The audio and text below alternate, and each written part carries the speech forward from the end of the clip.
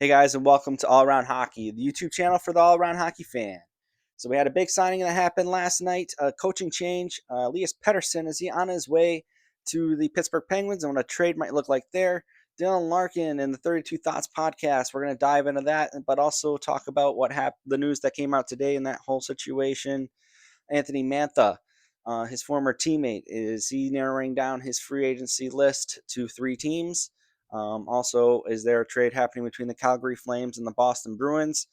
And then finally, the Philadelphia Flyers, are they up to another offer sheet for another center from the 2023 draft if Leo Carlson doesn't work out? So the big signing that happened last night and went into today was Claude Giroux. He re-upped with the Ottawa Senators at 1 year, $2 million with $3 million in signing bonuses. Pretty good signing for them.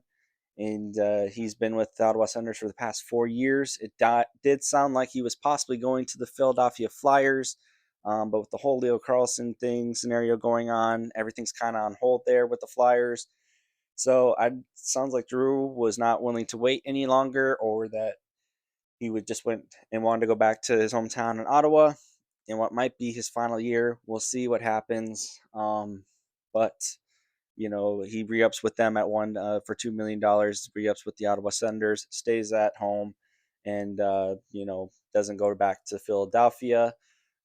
Could that still possibly happen if things go south for Ottawa and Philly's on the up and up? If they've had a Leo Carlson and there's a trade possibly at the trade deadline, maybe, who knows? But as of right now, Claude Giroux is back with the Ottawa Senators, and it's a good piece to bring back for them. They need that veteran leadership presence.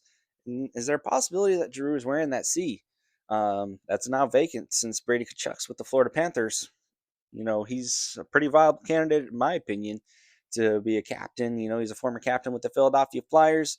Could he be a captain for the Senators for a year before possibly giving it to one of the younger players, like Jake Sanderson or Tim Stützle?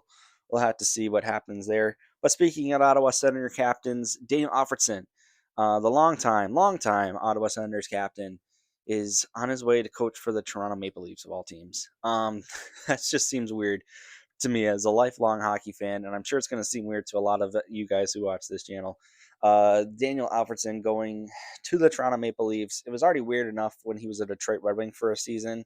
After he had some disputes with ownership in Ottawa, he came to the Red Wings for his final year of his career. Um, and now he's going to go be associate coach with the Toronto Maple Leafs, and he's going to be standing behind a bunch of players wearing blue and white. That looks going to look really weird to a lot of people, a lot of fans. But good on him. And it doesn't seem like the Ottawa Senators have any bad blood. They kind of wish him the best of luck on the way out. But that was a big coaching change that happened today that kind of took the whole NHL by storm. So pretty big news there with Daniel Alfredsson going to the Toronto Maple Leafs as a coach. Another big rumor that's been going around lately, Elias Pettersson, is he on his way to the Pittsburgh Penguins? There's a possible trade happening between them. He signed till 2032 at $11.6 million on his contract. He hasn't been as productive as he's been in the past. I still think there's a lot of untapped potential there as a 27-year-old centerman.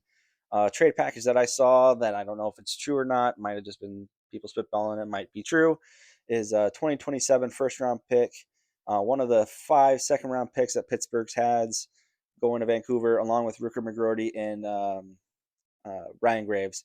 So a first, second, Rooker McGroarty and Ryan Graves going to Vancouver for Elias Pettersson, who's going to Pittsburgh, and I think there was a little salary retention happening there as well. Um, it's kind of an interesting trade. I don't know if I agree with that on both stands or points or not, but that could possibly be what's happening right now. Could that be the trade package? Rooker McGroarty had couple of solid years at the University of Michigan before he went pro. He was traded from Winnipeg to Pittsburgh after he had a whole dispute there. And then also, Ryan Graves, who's not on the best contract either. Neither is Elias Pettersson. They kind of swapped contracts there, but you'll have to let me know, Pittsburgh fans. Would you make that trade to acquire Elias Pettersson? That would be a pretty solid 2C to fit in right behind Crosby. You move Malkin in over to the wing. And, Vancouver fans, would you agree to that trade and acquire Rooker McGroarty, a first, second, and Ryan Graves Let me know what you guys think down in the comments below for that trade, if you would accept it or if you would not accept it.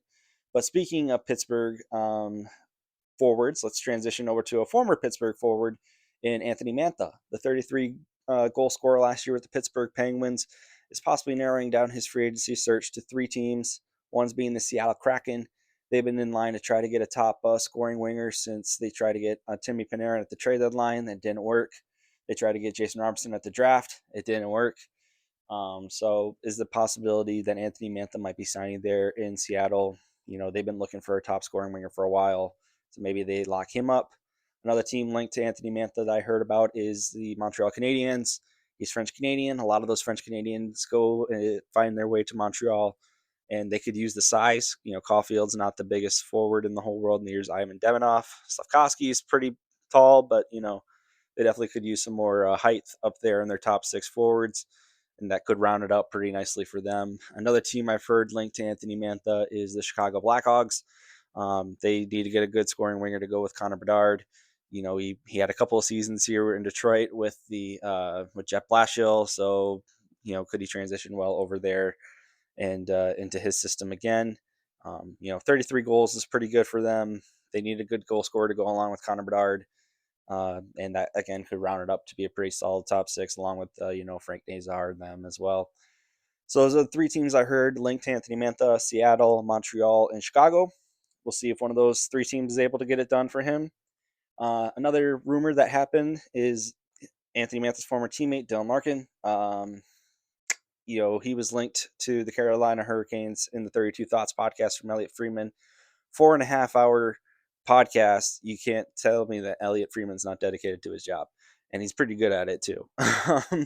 So he linked them to possibly being interested in Dylan Larkin. They're also interested in a Simon Edvinsson qualifying offer.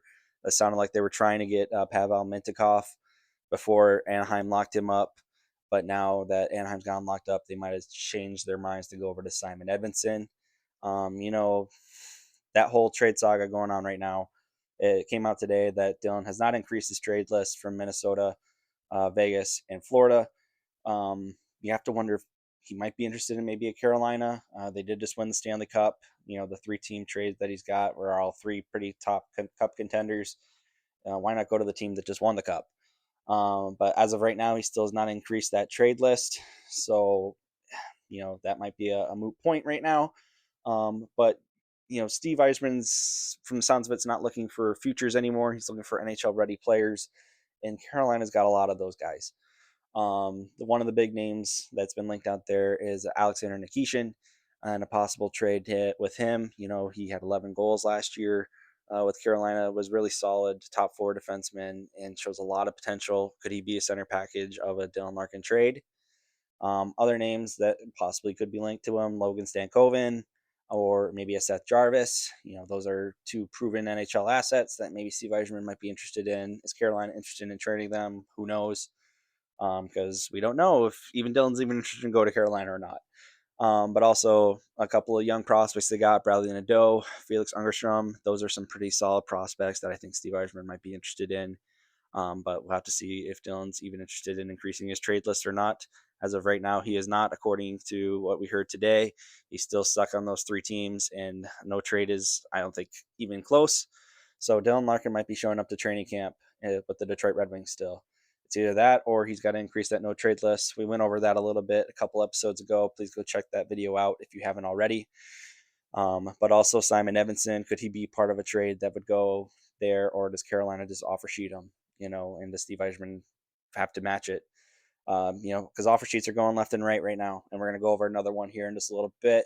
But right now, another trade that I saw that for another big-time defenseman is from the Calgary Flames and Boston Bruins is Mason Lohrei, possibly going from Boston to Calgary.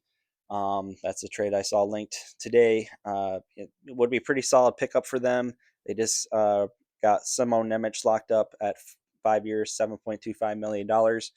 To lock him up to stay, to be the number 1 right-handed shooting defenseman there in Calgary for years to come. Mason Lohrei is not the best offensive defenseman, but I don't think they really need that anymore. I think they need some big, solid defensive defensemen, and the Mason Lohrei definitely does fill that role for them. So that was a trade I thought was a little interesting. We'll see if it happens. or not, but that was a trade that I saw linked today. Is Mason Lohrei possibly to the Calgary Flames from the Boston Bruins? We'll see if it happens, or what's going on there. Another trade that I possibly saw was with Barrett Hayton possibly getting matched with Utah. Was New Jersey might be interested in Shane Wright. We went over him being available last episode, so that possibly could be a plan B option for the New Jersey Devils is Shane Wright, who's a little bit younger than Barrett Hayton as well. But the big news that I saw that I don't know how valid it is or not, but from what I saw the other day on it was about NHL trade rumors, I think I saw it on, was Adam Fantilli. Is he possibly linked to going to the Philadelphia Flyers if Leo Carlsson doesn't work out? I think that might be Columbus's biggest fear right now is maybe Danny Briere is leaking, weight there behind the bushes to possibly pounce on that if Leo Carlsson does get matched, which it's sounding like some insiders believe that Verbeek's going to have to match that contract, even though it's not going to be well for his salary cap at 5 times 18. So is there a possibility that Danny Briere focuses now on Adam Fantilli? He was picked 3rd overall, one pick after Leo Carlsson in the 2023 draft. Could that possibly be somebody he switches over to there? It sounded more and more like Columbus wanted to lock him around the $12 to $13 million range, or maybe even around $10 million for Fantilli. But now, could Danny Briere come in there with on a $15 million possible contract offer, or does he just say, I'm going to offer 5 times 18 to Adam Fantilli as well and make him the highest paid player in the National Hockey League, which would be crazy. But that's how the NHL offseason's been going so far this year. That was something I saw today. Who knows what happens? I definitely think a lot of NHL GMs are starting to fear the offer sheet a little bit more, and probably some of them need to get going on getting the restricted free agents signed. Obviously, Simon Evanston possibly getting offer sheeted, and now possibly Adam Fantilli. A lot of people got Connor Bedard possibly getting offer sheeted as well.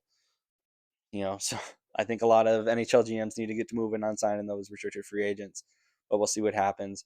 Anyways, that's what I saw today, guys. This is the new YouTube channel, All Around Hockey, for the All Around Hockey fan. If you like this video, please like, comment, share, or subscribe. Share and subscribe to this new YouTube channel.